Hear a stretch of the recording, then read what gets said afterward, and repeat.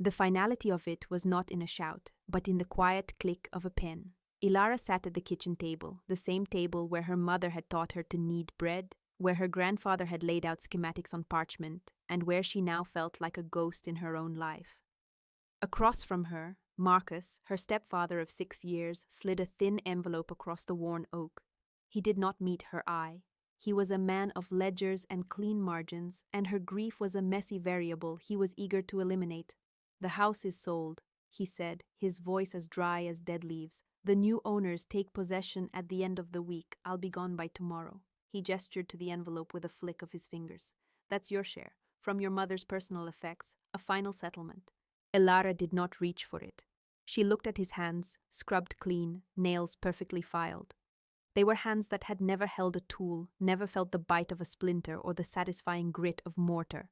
Her own hands, resting in her lap, were calloused and capable. They knew the language of wood grain and the heft of a well-balanced hammer. They were her grandfather's hands in miniature. She did not cry, she did not plead. The part of her that could summon such things had been hollowed out in the weeks since her mother's fever had stolen her away, leaving Ilara alone with this man who was a stranger in every way that mattered. Her grandfather had been gone for a decade, but his presence was more real in this house than Marcus's had ever been. He had been a master carpenter and stonemason, a man who believed the world could be understood and set right with skill and patience. "Competence," he used to tell her, his voice a low rumble like stones settling. "It's the only thing they can't take from you, Ellie. Not your name, not your money, but what you can do with your own 2 hands. That's a fortress." He had built this house around them, a fortress of love and competence. Now a man with a pen was dismantling it. Marcus cleared his throat, a small, impatient sound. "You have until Friday morning. I trust you'll be practical." Practical. The word was an insult coming from him. Practicality was the sweat on her brow as she'd helped her grandfather repoint the chimney. It was the careful measurement twice before making a single cut with the dovetail saw. It was the knowledge, bone deep, of how to build, how to fix, how to endure. His version of practical was an eviction notice wrapped in a thin veneer of civility. She finally picked up the envelope. It was insultingly light. Inside was a small stack of bills. Enough for a week at an inn, perhaps. Not enough for a life. She stood up, her chair scraping softly on the floorboards she and her grandfather had laid and pegged together one long golden autumn. She went to her room and packed a single canvas satchel. She did not take the china her mother had cherished, nor the linens she had embroidered. She took her grandfather's tools, wrapped carefully in oiled leather rolls, a set of chisels, a small hand plane, a folding rule, a spool of chalk line, and from a small wooden box on her nightstand, she took the one object that was the heart of his legacy. It was a plumb bob, solid brass, heavy and dense in her palm. It was perfectly symmetrical, tapering to a needle-sharp point. He had given it to her on her 12th birthday. "Everything wants to find its center, Ellie," he had said, holding it up so it caught the light. "The world is full of things that are crooked out of true. This little fellow doesn't lie. It only points to the truth. Trust it more than you trust most men." She tucked the plumb bob into an inner pocket of her coat, where its weight was a solid, comforting presence against her ribs. She added a change of clothes, a whetstone, a block of soap, and the worn woolen blanket from her bed. She took the paltry sum from the envelope and left the envelope itself on the polished surface of Marcus's desk. She walked out the back door, past the workshop where the scent of sawdust and pine resin still clung to the air like a faint, sad memory. She did not look back. The sun was setting, casting long shadows that looked like grasping fingers. She walked toward the rising hills, toward the jagged line of the mountains that bit into the bruised twilight sky. She had no destination, only a direction, away. The first 2 days were a blur of numb momentum. She walked until her feet were blistered and her shoulders ached from the strap of her satchel. She ate the last of the bread and cheese she'd taken from the pantry and refilled her canteen in cold, fast-running streams. The landscape grew wilder, the roads turning to rutted tracks and then to mere suggestions of a path. The air grew thinner, sharper. It smelled of pine and cold stone. Her grief, which had been a frozen block in her chest, began to thaw with the exertion. With every step, a memory surfaced and dissolved. Her mother's laughter, her grandfather's quiet smile, the warmth of the kitchen fire on a winter's night. The tears came then, hot and silent, freezing on her cheeks in the biting wind. She walked on, letting the rhythm of her stride carry her through the pain. She was adrift, but she was moving. On the third day, she crested a ridge and saw a small town nestled in the valley below, a smear of wood smoke against the vast, indifferent wilderness. It was called Terminus. The name felt appropriate. It was the last outpost of civilization before the great, untamed expanse of the Titan's Tooth Mountains. Her money was running low, and the nights were growing colder. She needed a plan, or at least a roof. She walked down the town's single, muddy street, past a blacksmith shop that rang with the rhythmic clang of a hammer, a general store with sacks of flour stacked on the porch, and a livery that smelled of hay and horse. At the end of the street stood a squat, clapboard building with a faded sign, Town Hall and Records. Inside, the air was stale with the scent of old paper and dust. A balding man with wire-rimmed spectacles sat behind a tall counter engrossed in a ledger. He looked up, his expression one of mild annoyance at being disturbed. "Help you?" he asked. Before Ilara could speak, two men in heavy trappers' coats pushed in through the door, bringing a gust of cold air with them. They stomped their boots on the mat and approached the counter, ignoring her completely. "Henderson," one of them said, leaning on the counter, "any fool taken you up on the Blackwood folly yet?" The clerk, Henderson, gave a dry chuckle. "Not yet, Jed. Still on the books. Tax delinquent for 30 years. I reckon the county'd pay someone to take it, if it wouldn't cost more to draw up the deed." The second man laughed. "Folly is right. My granddad said old Silas Blackwood went mad up there. Built a cabin on the Devil's Jaw Ridge, swore it was impregnable. Died in it, they say. Cursed place." A memory, sharp and sudden, pierced through Ilara's exhaustion. It was her mother's voice, soft and far away, telling a bedtime story, a story she'd always dismissed as a fairy tale. "And there was a man named Silas who was betrayed by his friends and went into the mountains to be alone. He built a cabin of stone and pine, so strong that the winter winds could only sing to it.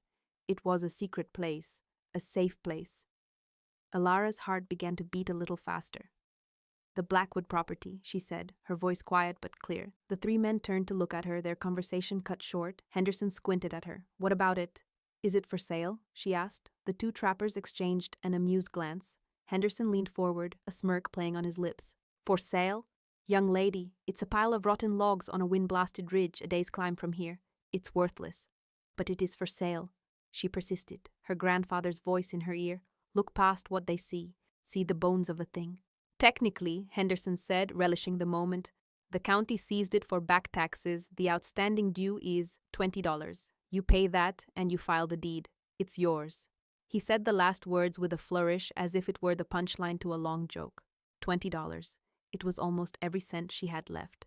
It was a gamble on a ghost story, a pile of ruins. It was insane. It was the only thing that felt like hope. "I'll take it," she said. The silence in the room was thick. The trapper stared. Henderson's smirk faltered, replaced by disbelief. "You'll... what?" "I'll buy it," Ilara repeated, pulling the worn bills from her pocket and laying them on the counter. The paper was limp, pathetic against the dark, polished wood. $20. Henderson looked from the money to her face, then back again. A slow, cruel smile spread across his face. He'd have a story to tell at the tavern for a week, the slip of a girl who bought the Blackwood curse. He took the money, his movements exaggerated and theatrical. He pulled a dusty ledger from a shelf, blew on the cover, and opened it. "Name?" he asked, dipping his pen in ink. "Ilara," she said. "Just Ilara." He drew up the deed on a fresh sheet of paper, his pen scratching loudly in the quiet room. He signed it with a flourish and slid it across to her. "There you are. All legal. Enjoy your... estate." Ilara took the paper, folded it carefully, and placed it in her satchel. She turned and walked out of the office, the sound of the men's muffled laughter following her into the street. She ignored it. She bought a small sack of flour, a packet of salt, and a box of matches from the general store, leaving her with only a few coins. Then, with the deed in her bag and the weight of the plum bob against her ribs, she started walking toward the mountains again. The climb was harder than the journey that had preceded it. The path Jed had mentioned was barely visible, a faint track used by game animals more than men. It wound steeply through dense pine and unforgiving granite inclines. By late afternoon, she was exhausted, cold, and filled with a gnawing dread. What if Henderson was right? What if she had spent her last dollar on a pile of firewood and a ghost story? She finally broke through the tree line onto a high, windswept ridge, and there it was. Her heart sank. It was worse than worthless. It was a skeleton. The roof had almost entirely collapsed into the center of the structure, leaving a gaping wound open to the sky. The north-facing wall, the one that took the brunt of the weather, had partially given way, a jumble of splintered logs and frozen earth. Snow was piled in drifts against the remaining walls, and the wind howled through the gaps with a low, mournful sound. It was the very picture of defeat. Despair washed over her, cold and absolute. She sank to her knees in the snow, the deed in her satchel feeling like a certificate of her own foolishness. The sun was disappearing behind the jagged peaks, and the temperature was dropping fast. She would freeze to death here, on the doorstep of her own folly. She stayed like that for a long time, the cold seeping into her bones, her mind a blank wall of misery. Then, something small and hard pressed against her ribs. The plumb bob. Everything wants to find its center, Ellie. Look for what is true. Her grandfather's voice. She pushed herself to her feet, her limbs stiff and clumsy. She would not die here. She would be practical. She walked slowly around the ruin, her eyes scanning not for what was broken, but for what had endured. The foundation was masterful. Huge, flat stones, perfectly fitted, rose from the bedrock of the ridge itself. The cabin wasn't built on the mountain. It was part of it. And in the center of the structure, rising from the floor like a monolith, was the chimney. It was a colossal thing, built of massive, interlocking river stones, wide and deep. It stood arrow-straight, untouched by the decay that had claimed the rest of the cabin. It was the heart of the house, and it was still beating. The corner where the chimney met the south and east walls was the most protected part of the structure. A small section of the roof there, sheltered by the chimney's bulk, was still intact. It was a tiny space, no bigger than a closet, but it was a space.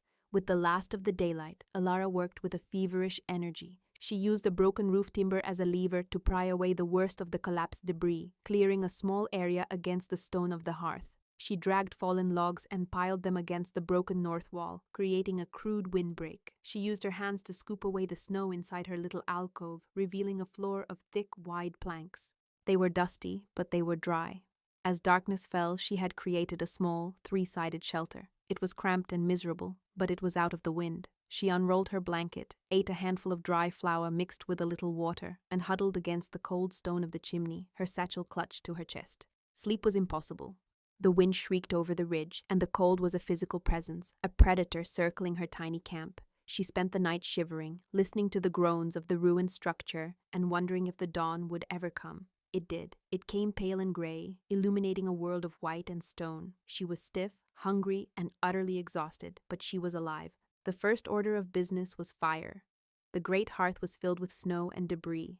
She spent the morning clearing it, her hands raw and bleeding. Inside, she found a thick layer of old ash, and beneath that, a heavy iron grate, rusted but whole. She gathered dry twigs and branches from the sheltered underside of fallen trees, her fingers clumsy with cold. With trembling hands, she struck a match. The flame sputtered, caught, and a tiny tendril of smoke curled upwards into the massive flue. The draft was perfect. The chimney drew as if the fire had only been out for an hour, not 30 years. Slowly, painstakingly, she built the fire up. A fragile warmth began to push back against the oppressive cold. It was the first real victory. She melted snow in her small tin cup and drank the hot water, feeling life seep back into her limbs. With the fire established, she turned her attention to her shelter. She needed to make it more permanent. For the next 2 days, she worked from dawn until dusk. She scavenged timbers that were still sound, cutting them to size with her small handsaw.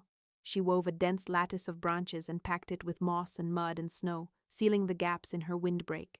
It was brutal, punishing work. Her body screamed with the effort, but her mind was clear and focused. Each small act of construction was an act of defiance against the despair that had nearly claimed her. On the third day, as she was sweeping the last of the debris from the floor near the great hearth, her hand brushed against the stones. They were warming from the fire, a deep, pleasant heat. She ran her fingers over them, admiring the craftsmanship. Silas Blackwood had been a master.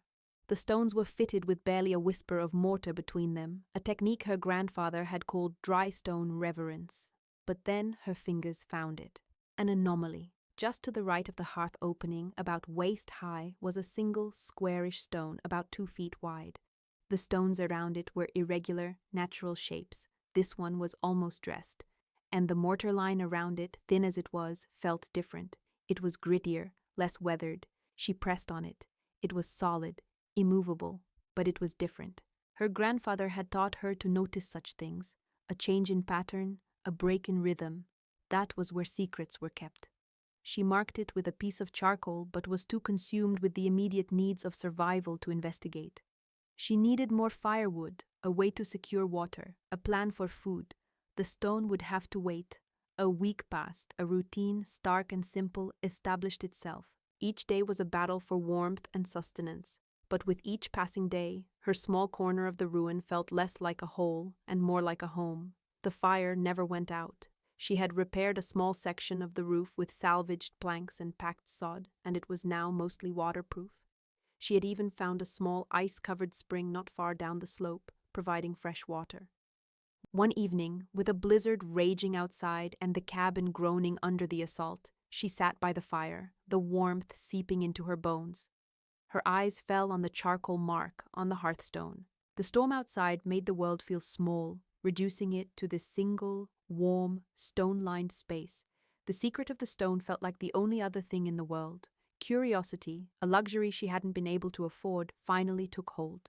She took the smallest, sharpest chisel from her grandfather's tool roll and a heavy piece of firewood to use as a mallet. She knelt before the hearth. "Let's see what truth you're hiding," she whispered, and tapped the chisel into the strange mortar line. It was different. Instead of the hard, flinty resistance of old lime mortar, this was softer, a mix of sand and clay. It chipped away easily.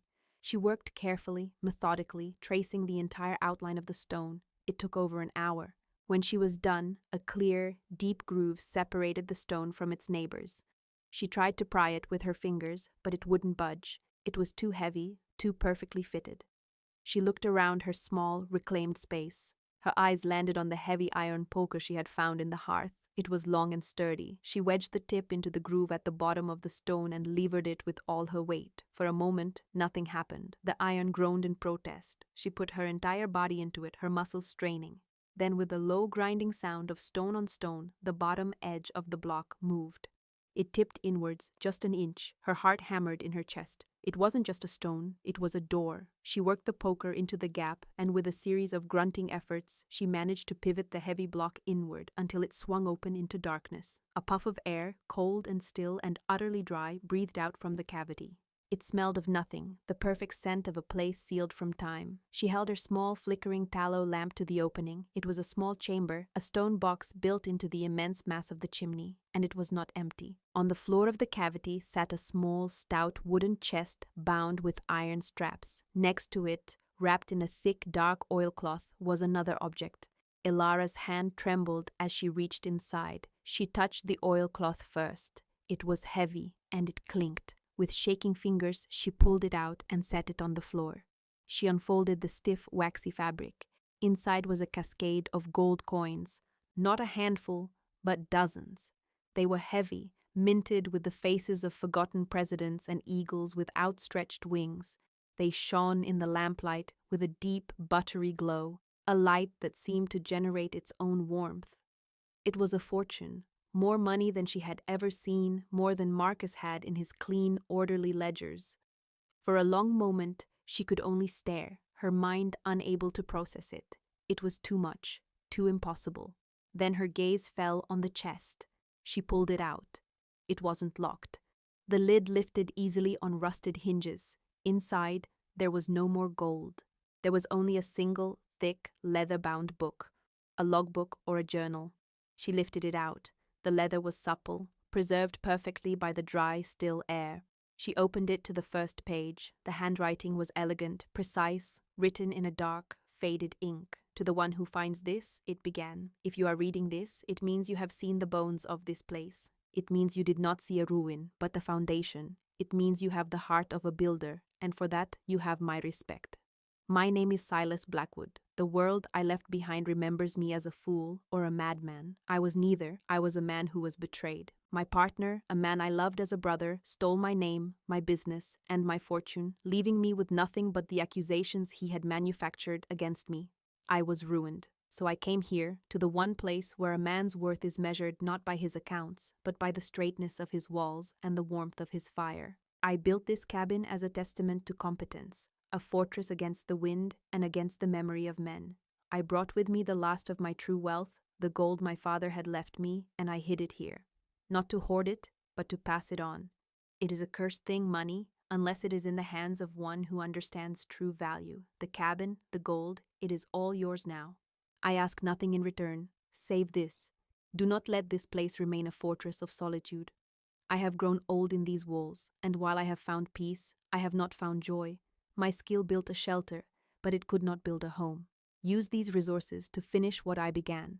Let these stones, which have known only my lonely silence, hear laughter. Let this hearth, which has warmed only one man, warm many. Live a good life here. That is the only legacy I wish to leave. The world may have cast you out, as it did me, but here, on this ridge, you can build your own world. May it be a better one. Elara closed the book, her fingers tracing the embossed leather. Tears streamed down her face, but they were not tears of grief or despair. They were tears of a profound, aching gratitude, a kinship with a ghost.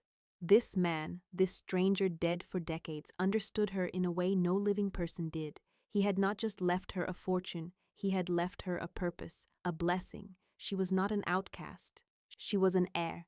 The storm broke the next morning. The world outside was scoured clean, blanketed in a pristine layer of new snow, dazzling under a brilliant sun. The gold and the logbook sat on the floor beside her, solid, real. The despair was gone, replaced by a calm, fierce energy. Silas Blackwood had built a fortress. She would turn it into a home. The gold changed everything. It was not a solution, but a tool, a powerful one. She now had the means to buy what she could not make, to accelerate the work of years into months. Her first trip back down to Terminus was different. She walked not as a refugee, but as a homesteader. Her first stop was the blacksmith's shop. The smith, a burly man with a soot-stained face and arms like tree trunks, was named Jonas. He watched with a skeptical eye as she approached.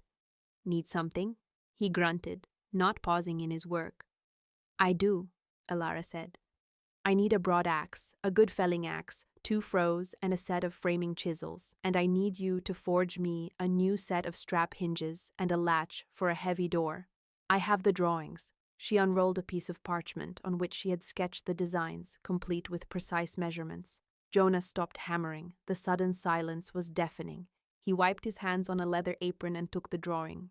He studied it, his brow furrowed.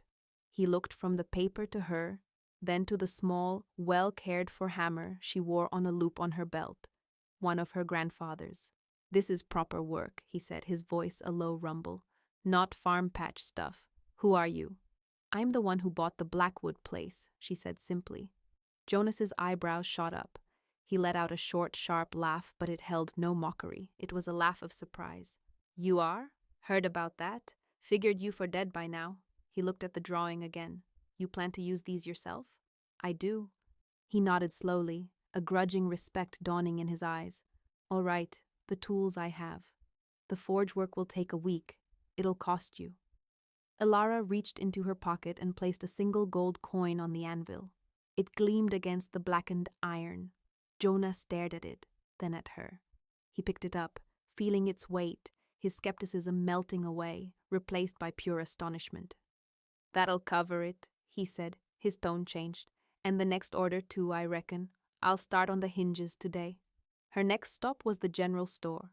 The proprietor was an older woman named Miriam, with kind eyes and hands dusted with flour. She had been the only person in town who hadn't looked at Elara with pity or scorn on her first visit. Elara bought supplies in bulk, sacks of flour and beans, salt, sugar, coffee, kerosene for a new lamp. As Miriam tallied the cost, Elara asked, "Do you know anyone who brings in glass? I'll need panes for 6 windows."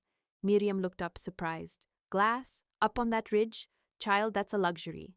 "I intend to be comfortable," Elara said with a small smile, placing another gold coin on the counter. Miriam's eyes widened, but she recovered quickly. She looked at Ilara, really looked at her, and saw past the worn clothes to the steel in her spine. A freighter, name of Thomas, comes through once a month with supplies from the city. He can bring glass. It's dear, though. That's fine, Ilara said. Can you place the order for me? Miriam nodded, a slow smile spreading across her face. I can do that. You're full of surprises, child. As she packed the supplies, she added a small cloth-wrapped parcel to the box. On the house, it's a fruitcake. A little sweetness does a body good. It was the first act of simple, unasked-for kindness Ilara had received since her mother's death.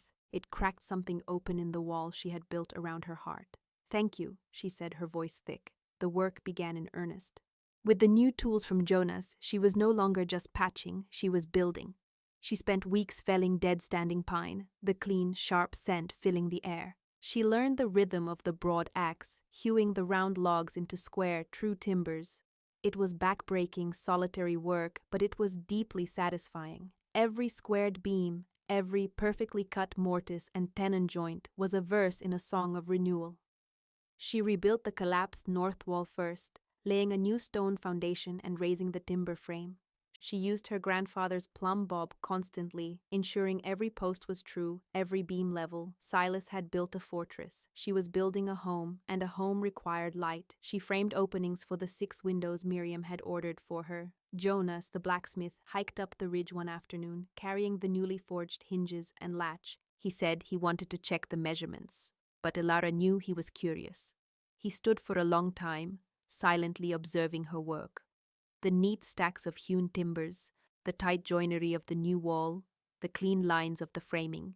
Damn me, he said finally. You're not just patching it, you're rebuilding it better than it was. He ran a hand over a joint she had just finished. This is master's work. My grandfather taught me, she said. He taught you well, Jonas said. He stayed for an hour, offering advice on how to brace the new roof structure against the high winds, treating her not as a girl or a customer, but as a fellow craftsman.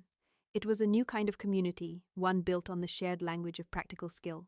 The day the freighter Thomas arrived with her window panes, Henderson the clerk was loitering on the porch of the general store. He watched, his mouth agape, as the large, carefully packed crate was unloaded. Is that glass? He asked incredulously. It is, Miriam said coolly, not looking at him. For Ilara's cabin. Henderson let out a disbelieving laugh. Glass? For that shack? What's she doing up there? Building a palace. Jonas, who was picking up a shipment of iron stock, overheard him. He set the heavy bar down with a thud that made the porch boards jump. He turned his large frame toward the clerk, his face dark with soot and annoyance. Listen to me, Henderson, Jonas said, his voice low and dangerous. That young woman has done more real work in the last 2 months than you've done in 20 years of pushing paper. She's built more with her own 2 hands than you could ever build with your flapping mouth. Her shack, as you call it, will be standing long after this whole town has turned to dust. You'd do well to remember that. Henderson shrank back, his face turning a blotchy red. The other men on the porch, who had once laughed with him, now looked away, their silence a clear judgment. Shamed and silenced, he scurried back to his office. Ilara never heard a mocking word from him again. By the time the first snows of the next winter began to fall, the cabin was transformed. The roof was complete, the walls were chinked and sealed, and the glass panes were fitted into their frames, catching the pale winter light. The great stone hearth was the unwavering heart of a warm, secure, and beautiful home. She had built furniture from the leftover pine, a sturdy table, 2 chairs, a bed frame. The place smelled of wood smoke, baking bread, and beeswax from polishing the floors. One evening in late November, a fierce blizzard descended on the mountains. It came suddenly, a wall of white that swallowed the world. The wind howled like a hungry wolf, and snow piled in deep drifts against the cabin. But inside, Ilara was safe and warm. The fire roared in the hearth, her lamp cast a golden glow, and the walls her hands had raised did not tremble. Suddenly, above the shriek of the wind, she heard a sound, a desperate shout. She went to the door and peered out into the swirling chaos. Through the snow, she saw a faint, bobbing light far down the pass. Another shout, closer this time. She pulled on her heavy coat, lit a kerosene lantern, and tied a rope to the porch post, the other end around her waist. She stepped out into the storm. The force of the wind nearly knocked her over. Shielding the lantern, she followed the sounds. She found them 100 yards down the trail. A family, a man, a woman, and 2 small children, huddled against the side of a wagon with a broken axle. They were half frozen, their faces pale with fear and cold. "Help us!" the man cried, his voice hoarse. "Our axle snapped. We were trying to make it to Terminus." "You won't make it tonight," Ilara said, her voice calm and steady over the wind. "My cabin is just up the hill. Come with me." She led them through the blinding snow, the light of her lantern a small, defiant beacon. When she opened the door to the cabin, the blast of warmth and light that met them was like a physical welcome. The woman gasped, her eyes wide. The children, who had been crying silently, stared at the roaring fire. "Come in, get warm," Ilara urged. She helped them out of their frozen coats, sat them before the fire, and wrapped them in blankets. She put a kettle on to boil and spooned stew from the pot simmering on the hearth into bowls for them. The family ate in ravenous silence, the clinking of spoons the only sound besides the crackling fire. The father, his name was Samuel, looked around the cabin in awe, at the smooth-planed walls, the tight-fitting windows, the sturdy furniture. "We saw the light," he said, his voice thick with emotion. "We thought it was a miracle. Who are you?" "My name is Ilara," she said. "This is my home." They stayed for 2 days until the storm passed. Ilara gave the children her bed, sleeping on a pallet by the fire. She shared her food, her warmth, her safety. She listened as Samuel and his wife told her their story of heading west to start a new life. She didn't share her own story, but she understood theirs. When the storm finally broke, Jonas and 2 other men from the town came up the trail, a rescue party. They were stunned to find the family safe, warm, and well-fed. The story of how the girl in the Blackwood cabin had saved the stranded family spread through Terminus like a wildfire. She was no longer just the curiosity who had bought the folly. She was a fixture, a part of the mountain, a quiet, competent pillar of their community. Spring came, painting the ridge with wildflowers. The cabin was finished, a jewel of stone and wood set into the greening landscape. Ilara sat on the front porch she had built, oiling the handle of a new adze. The air was soft and smelled of damp earth and melting snow. She was not lonely, she was at peace, a deep, quiet contentment that felt more real than any happiness she had ever known. Inside, on a small shelf she had built next to the hearth, her grandfather's brass plumb bob sat, its point aimed directly at the center of the earth. Next to it, she had placed a small, smooth gray river stone, one she'd found while digging the new foundation, a stone Silas Blackwood himself might have held. Her 2 inheritances, one of skill and one of spirit, rested side by side. She had come to this mountain with nothing but a satchel of tools and a heart full of ghosts. She had been given an insulting pittance by a man who saw her as a problem to be solved, and she had used it to buy a ruin. But she knew now that her true inheritance had never been in an envelope. It was in the strength of her hands, the knowledge in her mind, and the resilient spark of hope that even the coldest grief could not extinguish. The gold from Silas had been a gift, but the cabin itself and the life she was building within its walls was a victory she had earned. That small mocked transaction in the dusty town office had not been an act of foolishness. It was, without a doubt, the best money she had ever spent.